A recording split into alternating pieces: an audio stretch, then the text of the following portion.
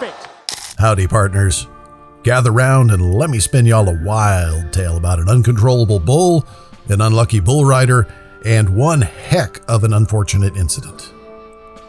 Imagine this wild scene.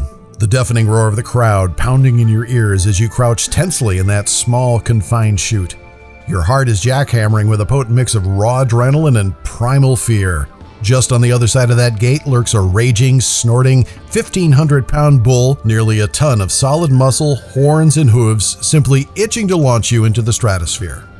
This was the charged reality confronting 25-year-old Mason Lowe on that fateful January day in 2019 at the National Western Stock Show Arena in Denver. As a professional bull rider, ranked an impressive 18th in the world, he'd been here countless times before.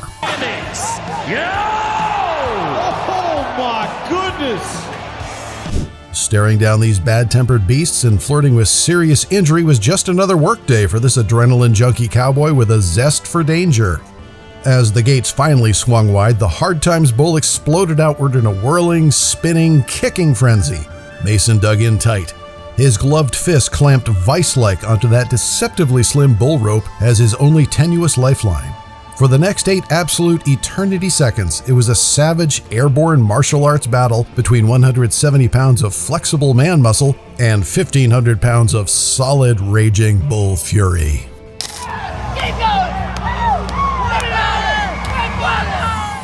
Every bone-jarring buck and spin threatened to send Mason tumbling, getting him intimately acquainted with the hard arena floor. But this was his career. Ruling these ferocious buckers was the reason for his being. As the buzzer rang out, signifying another heroic qualified ride, Mason was back on his feet, fists a-pumping in euphoric triumph. Little did he know just how temporary that thrill would be. Mason's unabashed passion for rodeo mastery wasn't just some fleeting cowboy phase, it was quite literally coded into his DNA from the very start. As a wee 3-year-old on his family's modest Missouri farm, he was already wholeheartedly smitten with climbing atop those swaying milk cows and digging in his heels for a wobbly but exhilarating first taste of the rodeo high life. His earliest baby steps, well, cow steps, set this headstrong boy charting a one-track barnyard route. There'd be no white picket fences, cubicle farms, or suburban side paths to divert young Mason from his preordained lap of luxury cowboy kingdom. With a drive forged by the gods of the Old West, this little hoss savant was destined to become bull riding royalty. Pulling a Prince Harry of the rodeo circuit, the young but fearless Mason skipped over those kid high school warm-up rounds in his teen years. Nope. He'd take those amateur shows by storm straight away, squaring off against the grizzled pros to really cut his teeth getting tossed off 1,500-pound violent Brahmin bulls. Sure, the physical surroundings were extreme, but oh, the lessons and addictive surges of self-confidence. This was the embodiment of cowboy nirvana. Athleticism for both Vieira and Doze You Down, how they each came out of that relatively unscathed. Let's pause and appreciate the utter lunacy of this classic rodeo event so we can marvel at Mason's superhuman expertise. I'm talking about the sheer, you gotta be freaking kidding me, spectacle of a human being willingly climbing on the back of a rip-roaring, sharp-horned, bucking bull. Mason's arena battlefield was a coiled-up, hooved horned fury of pent-up destructive power just waiting to go Krakatoa on his puny human cargo. The rules are straight from the diabolical minds of Sparta's most deranged physical sadists. Stay clenched on for a mind-blowing 8 solid seconds while that gargantuan bull is aiming every ounce of its ferocious fury at splattering you in a thick coat of dirt and the dust from your own broken bones.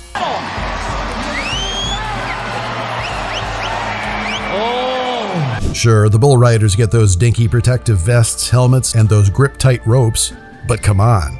That's like bringing a super soaker to extinguish a blazing fireworks factory. If you miraculously avoid getting tossed, stomped, and gored in a macabre kiddie pool of blood, then you'll collect some sweet prize cash to help cover the hospital bills. Talk about extreme work environments. These cowpokes are certifiably addicted to flirting with the Grim Reaper in that arena. The greatest bucking bull that ever bucked.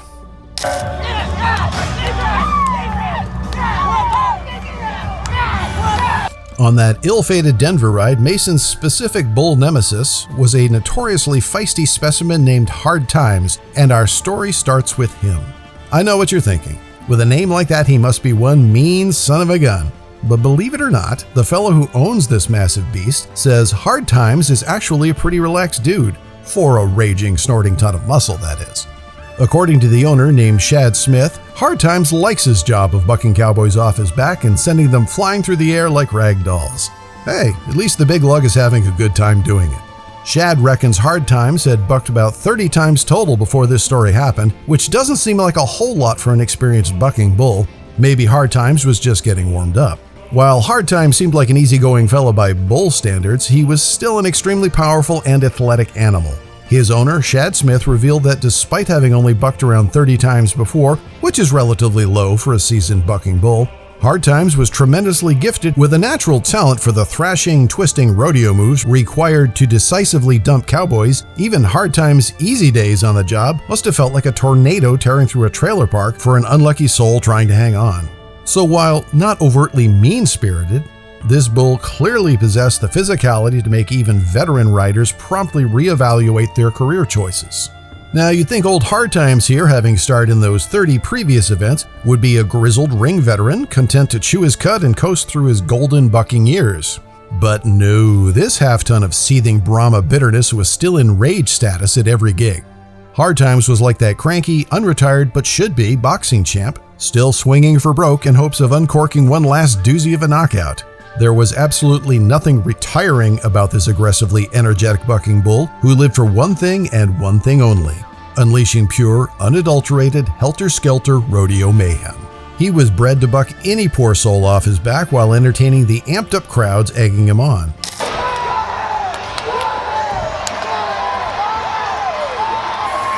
So line up, leather-panted daredevil cowboys. You'd best center your chi and get ready for an extended 3,000-pound Brahmin bitch slap from hell if you aim to stay saddled on Mr. Hard Times' back longer than his customary 4.7-second average buck-off duration. As the moment of truth arrived, Mason Lowe strapped on his protective vest, tugged his hat down low, gritted his teeth, and strode to the chute with an admirably steely look of determination across his chawing, squinting mug. The crowd hushed for a beat, perhaps sensing the high-wire intensity crackling in the air between this elite bull rider and the meanest damn bucker in Denver. With a snapping buzz, Hard Times burst from the chute, mighty hind legs churning like pistons, trying to shuck this clinging human grain from his raging bull hide. For that full brain-melting 8 seconds, it was a blurred aerial insanity of thrashing, spinning, jolting, man briefly dominating beast through sheer grit and willpower. And then, across that infinitely thin line between victory and tragedy, the laws of gravity savagely reasserted themselves.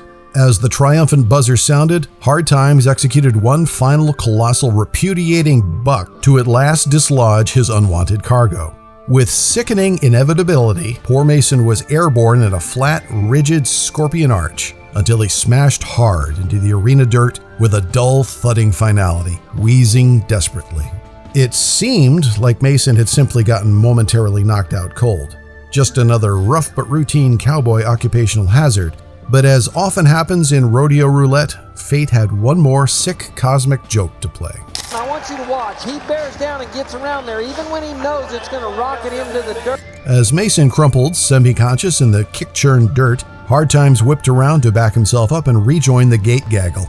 Spinning blind in a confused bovine rage, he never saw Mason's prone, defenseless form directly in his path until those fatally flailing hind hooves hammered down squarely upon the poor kid's chest and abdomen. The focused whomp of 1,500 pounds of blind brute force impacting on Mason's core drove the air from his lungs. Everyone's cheers turned to gasps of shock as they saw his body contort unnaturally on impact. Having just walked the 8-second tightrope to triumph, Mason Lowe now lay crumpled grotesquely on the unforgiving dirt, the life being crushed from him. The cameras cut mercifully away as emergency medical personnel rushed to his side. Mason was still conscious, grimacing and clutching at his chest as the stretcher crew loaded him up. You could see the questions flashing across his agonized face. Why me? How could this happen after I made the damn 8 seconds? But deep down, every rodeo hand knew the score. Cowboy up or go away. That's the cruel maxim of this bone-breaking vocation. Fate was a fickle buckmaster, and Mason's number had simply come up on the big spin of the pain wheel. As they raced him under wailing sirens to Denver Health Medical Center, All anyone could do was pray this was just another brutally harsh but survivable rodeo souvenir, and not a case of cosmic cruelty. Speed Demon! A little over 60 miles away in Cheyenne, Mason's good pal and fellow pro bull rider Jess Lockwood was just settling in for another show day. The jovial camaraderie and bucking bull-slinging antics backstage came to an eerie silence as the call came through from Denver. Mason was gone. While every ride puts your life on the line, the tight-knit brotherhood of rodeo riders becomes almost a cultish military unit in the face of tragedy. Lockwood still remembers the visceral shock and, is this really happening? Days when the awful news about his fallen comrade hit home. As the friends, family, and fans of Mason Lowe began the painful process of mourning his shockingly abrupt exit, that day's Denver stock show went full Navajo code talker. Flying the arena flags at half-mast, stark black mourning bands cloaked the brimmed rodeo hats, and tears flowed freely. This cherished community had lost one of its bright young stars to the bloodstained circular altar of their nomadic cowboy way of life. Finding beauty in the brutality, Mason's eternal spirit ride. Even as the initial horror wore off, Mason's best bud Jess couldn't shake the profound numbness of his friend's absence. With a heavy heart, he reached into Mason's locker and pulled out a scuffed-up, sweat-stained keepsake. The leather chaps Mason had worn proudly for his final ride. Lockwood decided to honor his daredevil buddy by memorializing some part of him into a symbolic objet d'art. So in a tender ritual, he reverently snipped off some strips from those chaps and methodically wove them into a sacred cross for safekeeping. To the outside world, it probably just looked like a rodeo hipster's arts and crafts project. But for Jess, it was his chosen way to cherish Mason's memory and ensure that his buddy's irrepressible Mustang spirit could keep riding on eternally beside him. When the Professional Bull Riders Association got wind of Jess's heartfelt DIY tribute, those leather cross keepsakes quickly became an official annual tradition, the coveted Mason Lowe Award for the year's most heroically high-scored ride. Every season's ride would get encased in a custom glass-enclosed display centered by a strip of weathered cowhide snipped from that fateful last pair of Mason's chaps. In the unpredictable world of rodeo, it's a humble but powerful talisman to channel the young martyr's dogged audacity and extreme bravery. Fast forward just a few years and the widespread veneration for Mason's rollicking life has snowballed into a series of memorial scholarship funds and youth training programs. The goal? To cultivate that same brash self-confidence and wild frontier attitude deep inside aspiring young buckaroos, while they can still dream of being the next Mason Lowe meets Evel Knievel glory legend. These kids came from the same dusty western back roads that molded Mason into an 8-second iron cowboy from the age of 3. The crowd's roar filled the arena as the chutes swung open. And like their heroic idol, these hard-headed kid dreamers are all addicted to chasing that extreme adrenaline rodeo rapture from the get-go. It's a blazing comet's trail seared into their scrappy DNA to soar fearlessly for 8 seconds aboard rampaging, snorting juggernauts of pure, unhinged fury. While the rest of us plod along, trapped in our mundane daily grinds, these aspiring young firebrands burn with Mason's unquenchable lust for a moment's wild adulation in the arena before, perhaps, the bitter inevitability of bodily wreckage. That primal siren's call to stare down peril is what separates these rodeo warrior poets from mere human dilettantes. With a psyche forged in the same fires as the ancient Spartans facing the Persian horde, these brazen bucks and spunky buckarettes eagerly sign their lives away in blood, sacrificing tomorrow's security for one gloriously insane day basking in sweat-drenched euphoria. For them, conventional life paths are detours to be mocked. The staid cubicle purgatory, the picket-fenced suburban wastelands, all the soulless contortions we purchase at the price of suppressing our inner beasts. That nauseating devil's bargain is simply not an option for the upcoming Mason Lowe's ripening across our country's rodeo hotbeds. No, this restless tribe springs straight from the loins of Grendel and Beowulf, chasing the elixir dream of annihilation or immortality in one berserk rodeo performance. Lashing their minds into whips, they ready themselves to climb atop those lathered, raging juggernauts and hammer their fists into the raging hurricane until they conquer or get battered into the canvas abyss. For just one gasping breath, an entire harsh existence of bucking broncs and trampled bones finds validation if the rider can taste the wild crowd's rapturous roar after dismounting a defeated beast. In that blissfully concussive moment, this insane man versus beast priesthood comes closest to divinity.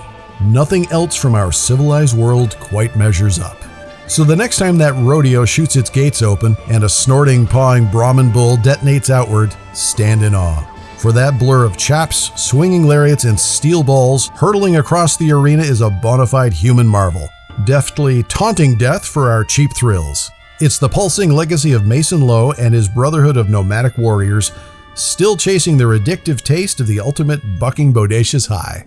A reminder of the dangers rodeo cowboys face.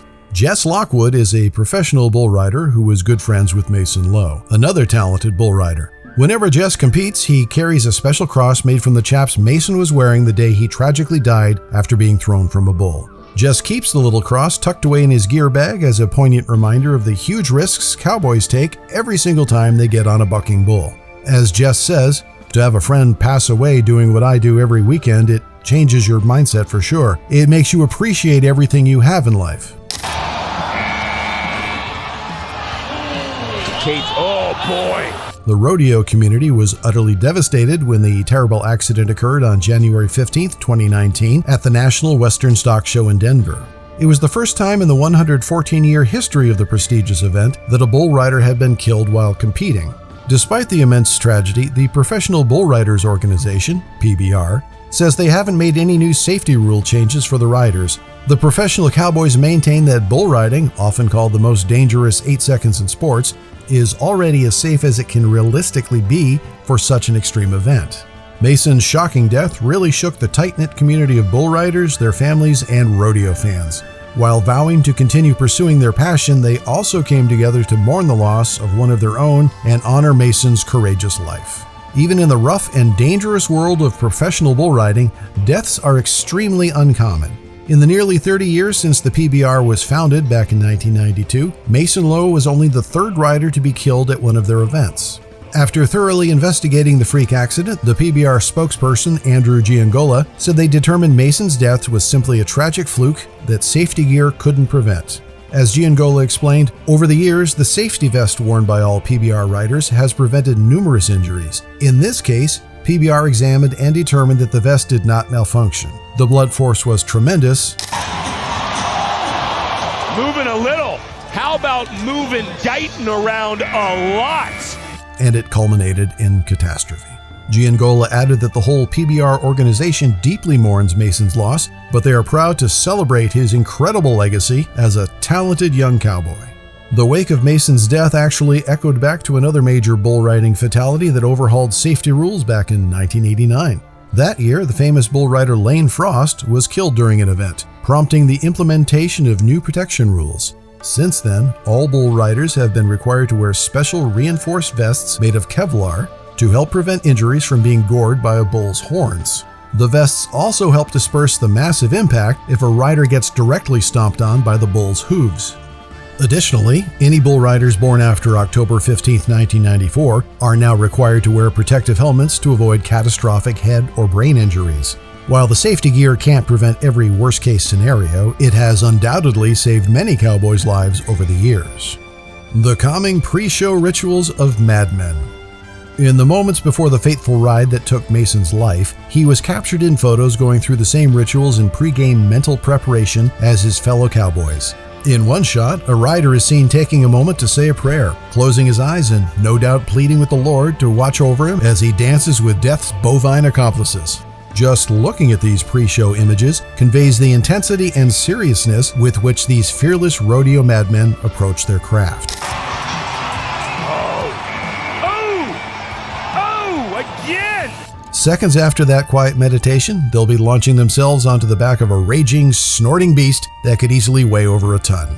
While the safety precautions like vests and helmets won't be changing, the PBR did vow to honor Mason Lowe's remarkable life in a series of special tributes. At the Denver Finals, on the Wednesday after his passing, they aired a memorial video montage and held a special commemoration ceremony providing info on the newly launched Mason Lowe Memorial Scholarship Fund.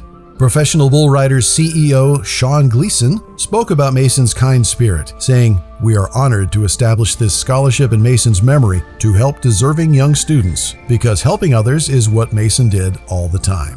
In the months after losing their friend and fellow rider, many of Mason's PBR brothers quietly paid tribute by wearing simple stickers with his name on their competition vests and chaps. The entire community came together to grieve and remember a cowboy gone far too soon in the unforgiving arena of his life's passion. Perhaps the most moving symbolic gesture came from Mason's great friend and traveling rodeo buddy Jess Lockwood. When Jess first learned of Mason's shocking accident, he was understandably gutted and awash in shock and disbelief. Once some of the visceral sting began to ease, Jess decided he needed to create a lasting memento to always keep Mason's indomitable cowboy spirit close by. Rooting through Mason's locker, Jess carefully retrieved the sweat-stained leather chaps he had been wearing during his final fateful bull ride. With a steady hand, Jess trimmed off a small strip of material from those chaps and meticulously braided it into a simple cross keepsake, both honoring Mason's Western lifestyle while also paying homage to the religious faith that gave so many rodeo riders inner strength. From that point onward, the humble handcrafted cross would remain tucked inside Jess's gear bag as a lucky charm of sorts prior to every ride. Every time he reached in to lash his gloves or tighten his grip rope, there was Mason, still riding alongside his brother in adrenaline and spirit. The heartfelt memorial creation didn't go unnoticed by the PBR leadership. In fact, they decided to adopt it as an annual ceremonial tradition called the Mason Lowe Award. Now, every year at the finals, the single most exceptional and high-scoring ride will be commemorated with a special glass-encased cross woven from the very leather of Mason's final chaps. They've transformed a martyr's belongings into a symbolic passing of the cowboy torch. Not long after her husband's untimely passing, Mason's widow Abby Lowe offered up some incredibly moving words about the global outpouring of love and support from the rodeo community her spouse had been born into. Rather than focusing on her own loss, Abby's words were remarkably celebratory, choosing to be uplifted by her late husband's inspirational fighting spirit and undying passion for his perilous craft. Man-hater living up to his name. It's an attitude and outlook on life's briefest blessings that could give strength to anyone mourning a loved one taken from this world far too soon. In the immediate aftermath of that fateful Denver rodeo, a dark pall of depression and anxiety hung over Mason's rodeo brethren like a thick ground fog. As Jess Lockwood solemnly recounted, there were many sleepless nights replaying those horrific final moments over and over again. Questions of self-doubt began creeping in about the long-term wisdom and sustainability of risking one's life on an almost weekly basis for bronco riding thrills. One by one, though, the rugged brotherhood of rough stock riders began turning to the comforting culture of swapping stories about Mason's unbreakable spirit. With those same shining tales that cowboys have been telling over crackling campfires for generations, the Black Depression clouds slowly started parting. Though death was an ever-present reality, there remained an undeniable core of sheer manliness these rough riders drew inspiration from. As one close friend of Mason's named Christina Hill bluntly philosophized, "If you internalized the fear of this sport too much, you would never get on one of those bulls." She was absolutely right, of course. The greatest daredevils and adrenaline addicts who laced up their greaves and saddled up for another brush with death weren't governed by tremors of mortal terror. They operated purely on steely grit, unwavering focus, and a profound lust for the raw adrenaline thrills of cheating death, at least for another glorious 8 seconds. As Christina put it when describing her late friend Mason's mindset, if you would have asked him, "How do you want to die, Mason?" he would have told you it would be riding a great bull. Oh gosh. For these rodeo warriors, the omnipresent specter of bodily destruction and sudden, inexplicable death is not something to be feared and avoided at all costs. Rather, it's an elemental force to be embraced with a mix of pagan reverence and graveyard humor. Much like those daring trapeze artists or high-wired daredevils of yesteryear, the modern-day rodeo cowboy flirts with the Grim Reaper at every single performance.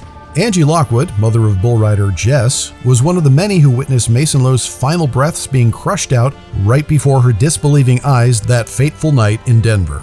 Even now, over a year later, the mere sight of the Coliseum's hallowed arena still triggers pangs of queasiness and shortness of breath for Angie as the repressed trauma comes bobbing violently back to the surface. Through her tears, Angie recalls the event as being utterly surreal, as if some bleak hallucination had briefly shattered reality's fragile plane before her very eyes. It was an eye-opener for everybody, she grimly reminisces. Mason's death just became real, right before our eyes. Despite the understandable emotional fallout in the wake of their friend's shocking fatality, the call of the rodeo rang as purely in these cowboys' souls as ever before. There would be no mass exitings from the professional circuits, no wave of a white flag and meek surrender to fear's paralytic control. These were men addicted to slow-mo dodgeball with death's bony countenance, awash in chest-thumping masculine hubris. As the memorial ceremonies concluded and the tear-stained faces slowly returned to game day snarls, the rodeo stallions came thundering back to their stomping grounds. Cowboy culture is steeped in an uncompromising ethos of grinning into the face of danger and embracing an earthy lust for adrenaline-laced adventure. Pain is something to be guzzled down like a frosty lager after a long, hot day's sweat and toil.